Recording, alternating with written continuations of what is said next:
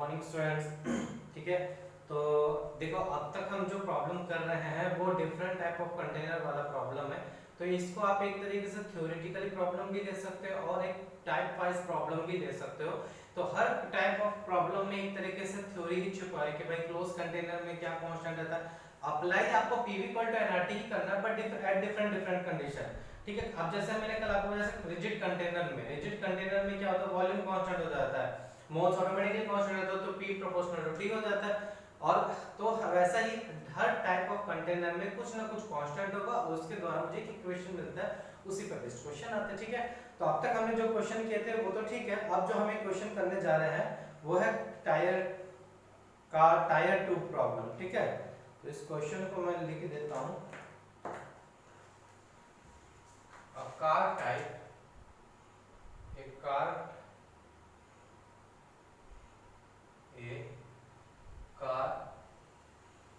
tire has a volume of 10 liter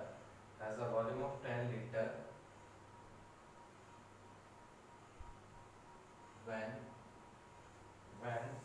inflated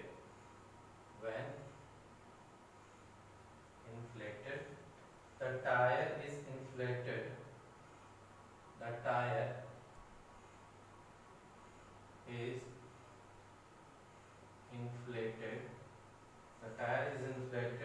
to a pressure of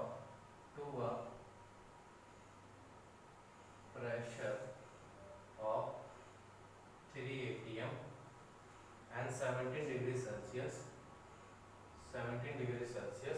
due to driving the temperature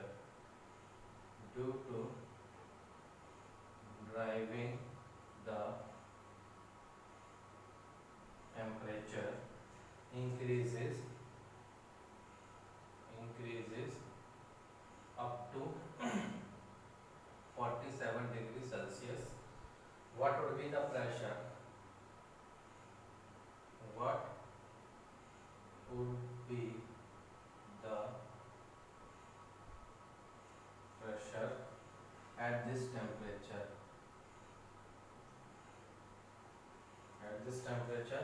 B. How many liter of air measured at 1 atm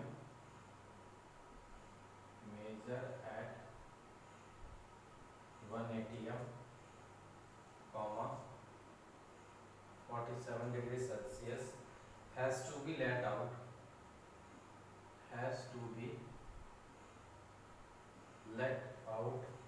from the tire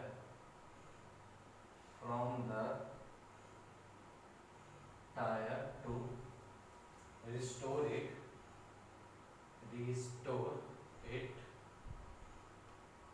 to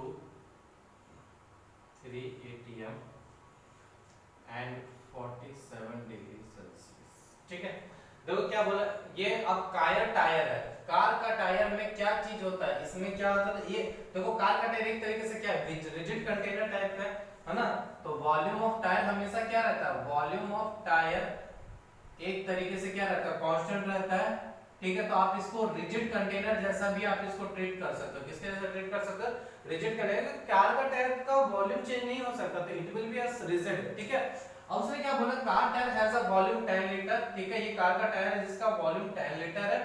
when inflated the tire is inflated to a pressure 3 atm, initially pressure 3 atm था और 17 degree Celsius में maintain था। मतलब 17 degree Celsius कितना हो गया, 290 kelvin पे maintain था। ठीक है, ड्राइविंग की वजह से इसमें कुछ सडनली चेंजेस आए और इस वजह से इसका जो टेम्परेचर हो गया वो चेंज हो गया 290 प्लस 40, 290 प्लस 20, एक मिनट, 17 और 30, तो 290 320 केल्विन पे पहुंच गया। तब उसने पूछा है कि एट इस टेम्परेचर पे प्रेशर क्या होगा। मुझे पता वॉल्यूम कांस्टेंट है, तो अगेन P1/T1 इक्वल टू क्या लिखूंगा, P2/T2। तो P1/T1 अगेन मेरे पास 3 बाय टेम्परेचर कितना 290 क्योंकि देखो 10 लीटर यहाँ पे भी होगा, 10 लीटर टायर का वॉल्यूम यहाँ पे भी होगा। ड्राइविंग की वजह से ऐसा नहीं था 10 लीटर से 15 लीटर हो जाएगा, 10 लीटर से या 9 लीटर होगा, वो पॉसिबल भी नहीं है, ठीक है। वो आप खुद भी इमेजिनेशन कर सकते हैं इन चीजों को। प्रेशर मुझे निकालना है, टेम्परेचर क्या 320 दिया हुआ है। देखो मेरे हिसाब से जो प्रेशर होगा वो 3 × 320/290, तो मेरे हिसाब से अप्रोक्सीमेटली ये 3.3 ATM आना चाहिए मेरे हिसाब से, ठीक है। तो पहला क्वेश्चन तो मेरा खत्म हुआ।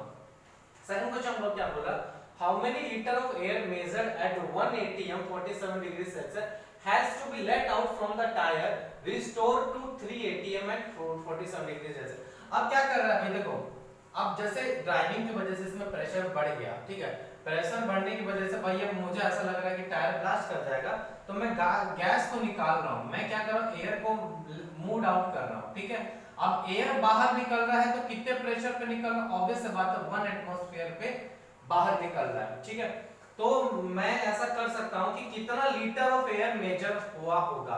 तो अगर मैं जैसे सपोज करो इस प्रेशर और टेम्परेचर पे वॉल्यूम पे मैं मोल्स निकाल सकता हूं, उतना ही मोल्स यहाँ पे बाहर निकला होगा, उतना ही मोल्स क्या हो चुका होगा, बाहर निकला होगा। समझो बात को थोड़ा कि अगर मैं बात करूं यहाँ पे जो N1 होगा, N1 यहाँ पे जब ये प्रेशर 3 ATM था, टेम्परेचर 320 केल्विन था, तो यहाँ से लेट्स से N1 कितना हुआ होगा, N1 3 पॉइंट, क्योंकि यहाँ पे प्रेशर मैंने कितना निकाला 3.3, ठीक है 3.3। जब मैंने एयर निकाल दिया तो ये फाइनल कंडीशन पे सेम इनिशियल कंडीशन पे आ चुका है। किस कंडीशन पे आ चुका है, इनिशियल कंडीशन पे। तो मैं काम करता हूं इस टेम्परेचर, इस वॉल्यूम, इस प्रेशर पे मैं मोल्स निकाल लेता हूं और इनिशियल कंडीशन पे भी मोल्स निकाल लेता हूं, और इनका जो डिफरेंस होगा उतना ही वॉल्यूम, उतना ही मोल्स ऑफ एयर क्या निकला होगा, बाहर निकला होगा। मोल्स ऑफ एयर पता है, प्रेशर पता है, टेम्परेचर ऑलरेडी 47 डिग्री मेंटेन्ड है, इसका मतलब आपको वॉल्यूम ऑफ द एयर बताना आसान है। तो मैं क्या कर रहा हूं, इनिशियल ये जब N1 जो था 3.3 ATM पे, तो PV = nRT, PV/RT हो जाएगा, मतलब 3.3 × 10 डिवाइडेड बाय R × T, ये मेरा N1 हो जाएगा। N2 मेरा जब ये 3 ATM पे आ गया, भैया आपने एयर बाहर निकाला, क्या बोल रहा है, क्या बोल रहा है, measured at 1 ATM 47 has to be let out from the tyre to restore 3 ATM at 47 degree Celsius. मतलब अब मेरा प्रेशर 3 ATM है, टेम्परेचर ये है, और R × T, टेम्परेचर अगेन मेरा 47 पे मेंटेन है, बट प्रेशर 3 ATM होगा। इनिशियल कंडीशन भी आप नहीं बोल सकते, सॉरी, इनिशियल प्रेशर पे आप बोल सकते हो, जो इनिशियल प्रेशर था उस पे मेंटेन हो गया एयर निकालने के बाद।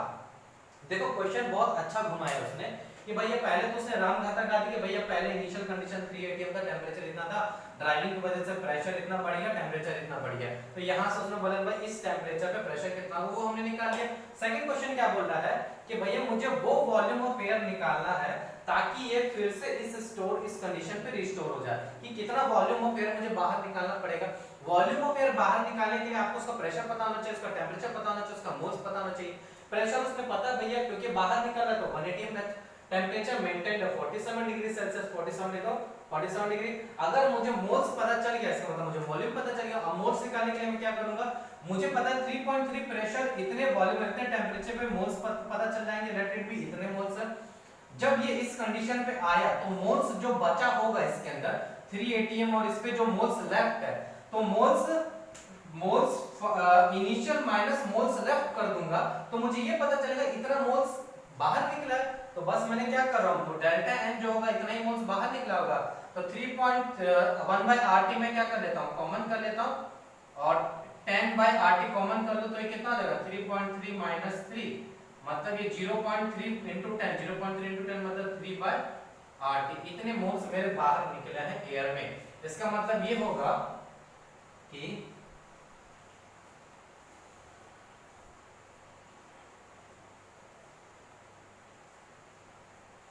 ठीक है, इसका मतलब ये हुआ कि PV = nRT आपको लगाना, pressure of air 1 ATM, volume of air निकालना है, मोल्स कितने हैं मेरे पास 3/RT और इनटू RT कैंसिल हो जाएगा, तो मतलब what is the volume of the air, 3 litre of air क्या निकलेगा, बाहर निकलेगा। तो एक अच्छा बेहतरीन क्वेश्चन था, दिमाग लगाने वाला था, जो मेरे अकॉर्डिंग बहुत ज्यादा तो हार्ड क्वेश्चन नहीं था, लेकिन जो बच्चा एक बार इस चीज को समझ गया होगा वो शायद बना चुका होगा। ठीक है, चलो ये चीज अगर आपको समझ में आ चुकी है तो ये हमारा टाइप वाइज प्रॉब्लम यहाँ पे थोड़ा सा 90% खत्म हो चुका है, ठीक है। Okay, now let us continue with another point.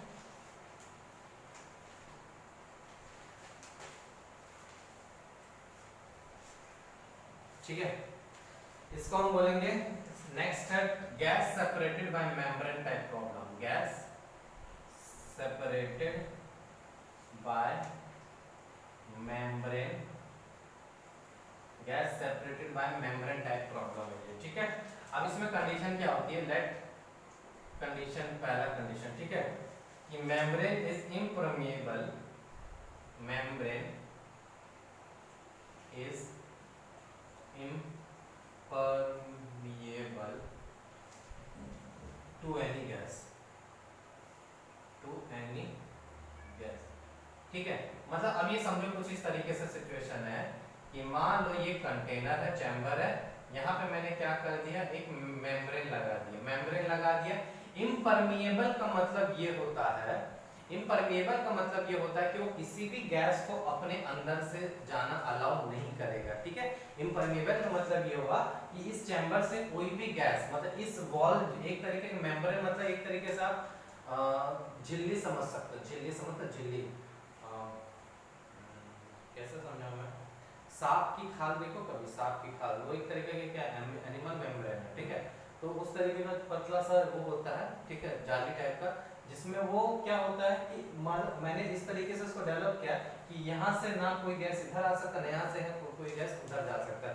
इसका मतलब कंटेनर 1 और कंटेनर 2 दोनों अलग अलग बिहेव करेंगे, राइट। जब यहाँ से गैस यहाँ नहीं जा रही, यहाँ से यहाँ गैस नहीं जा रहा है, इसका मतलब सॉरी, इसका मतलब गैस कहीं नहीं जा रहा, ठीक है, लेकिन ये स्लाइड कर सकता है, it can slide, it can, ये आपको मैं दोबारा बताऊंगा, बट एक हल्का सा इंट्रोडक्शन दे रहा हूं ताकि मैं आपको दोबारा बताऊं तो आपको बेटर समझ में आए, क्योंकि ये जो चीजें होती है वो Dalton's law of partial pressure के ऊपर बेस्ड है, बट मैं क्योंकि टाइप वाइज में है इसलिए मैं आपको हल्का सा इंट्रोडक्शन दे रहा हूं। आगे Dalton's law of partial pressure पढ़ेंगे, कुछ क्वेश्चन करेंगे, फिर आपको मैं डिटेल में इसको बताऊंगा, बट फिलहाल से छोटा सा इंट्रोडक्शन दे रहा हूं यहां पर समझाने के लिए।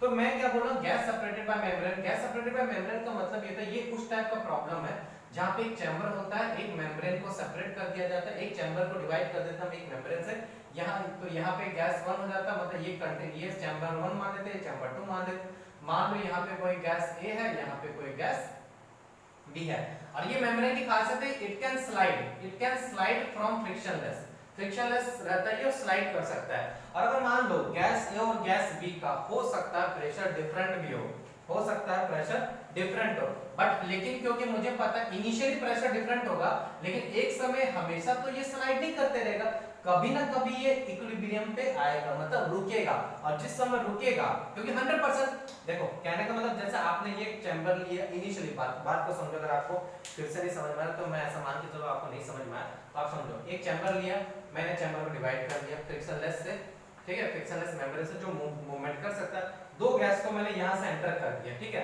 अब चैम्बर को क्लोज कर दिया मैंने, दो गैस को डाला तो ऑब्वियस सा बात है दो गैस का प्रेशर अलग अलग होगा, तो जैसे गैस प्रेशर होगा तो ये इधर से धक्का देगा, इधर से धक्का देगा, मतलब ये स्लाइड कर सकता है, बट ये इनफाइनाइट टाइम के लिए स्लाइड नहीं करेगा, कभी ना कभी एक समय ऐसा आएगा कि ये रुक जाएगा, जिस समय रुकेगा तो उस समय दोनों चैम्बर का प्रेशर क्या रहेगा, सेम रहेगा। तो क्वेश्चन में आपको ऐसा नहीं बोलेगा कि स्लाइड कर सकता है, क्वेश्चन में आपको डायरेक्ट मेम्ब्रेन दिया जाएगा, गैस A गैस B दिया रहेगा, और यहाँ पे फ्रिक्शनलेस दिया है, मतलब ये स्लाइड कर सकता है, इस तरीके से आपको बोला जाएगा। इसका मतलब जब भी क्वेश्चन में दिया जाएगा तब आपको डायरेक्टली ये मान के चलना है कि गैस का प्रेशर 1 का और चैम्बर 2 का गैस का प्रेशर सेम है, क्योंकि इक्विलिब्रियम, क्योंकि बात न्यूमेरिकल क्वेश्चन में हमेशा इक्विलिब्रियम पॉइंट पे ही बात की जाएगी इसकी। तो पहला कॉन्सेप्ट क्या है कि जब भी अगर इम्परमिएबल मेम्ब्रेन है और यहाँ पे और इसे इम्परमिएबल मेम्ब्रेन है तो फाइनल प्रेशर दोनों चैम्बर में क्या रहता है, सेम रहता है, ठीक है। अब इस कंडीशन में मैंने क्या कर दिया, if the membrane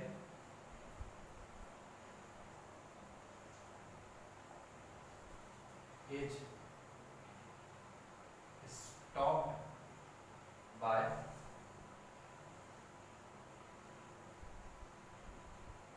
mechanical stopper.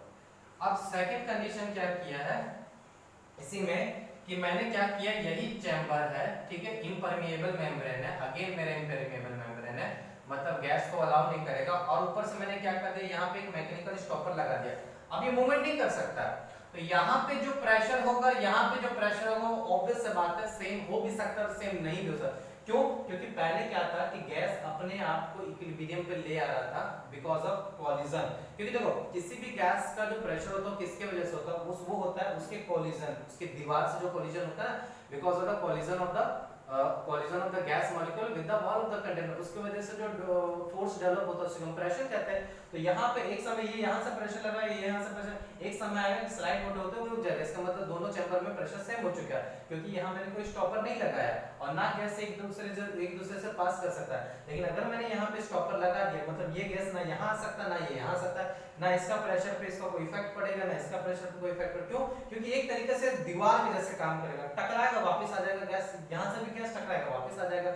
इसका मतलब ये होगा कि इन दोनों चैम्बर में गैस का प्रेशर सेम हो भी सकता और नहीं भी हो सकता है। तो that depends on the question कि वो क्वेश्चन में क्या दिया, बट मोस्ट प्रोबेबली क्या होता है, प्रेशर चैम्बर 1 में और प्रेशर चैम्बर 2 में मे बी और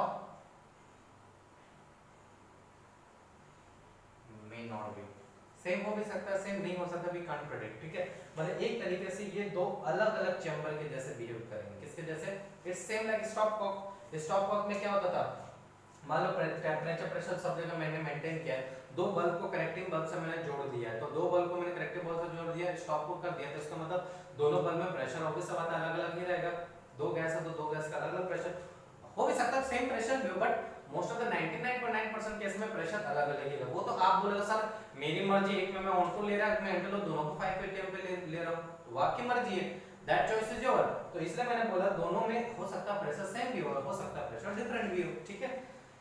थर्ड केस इसमें क्या हो सकता है, if the membrane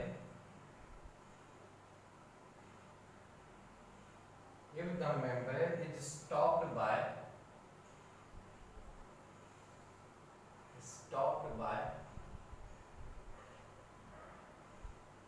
mechanical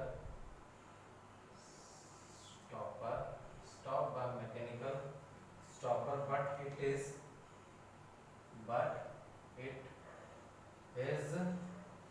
semi permeable for gas, for a particular gas। देखो इम्परमिएबल मतलब वो किसी गैस को अपने थ्रू अलाउ नहीं करता, सेमी परमिएबल मतलब ऐसा सा मतलब चाय की छन्नी का काम क्या होता है, सिर्फ चाय पत्ती को ऊपर रखना, बाकी चाय को पूरा नीचे डाल देना, एक तरीके वो क्या है सेमी परमिएबल, मतलब अपने अंदर में से सिर्फ वो एक चीज को अलाउ कर सकता है। तो जब चाय छन्नी हम लेते हैं तो क्या चाय डालते उसमें तो चाय पत्ती ऊपर रह जाता है, पूरी चाय नीचे चली जाती है, मतलब वो सिर्फ लिक्विड सॉल्वेंट लिक्विड को ही अलाउ कर सकता है अपने अंदर से, सॉलिड को अलाउ नहीं कर सकता छन्नी वगैरह में,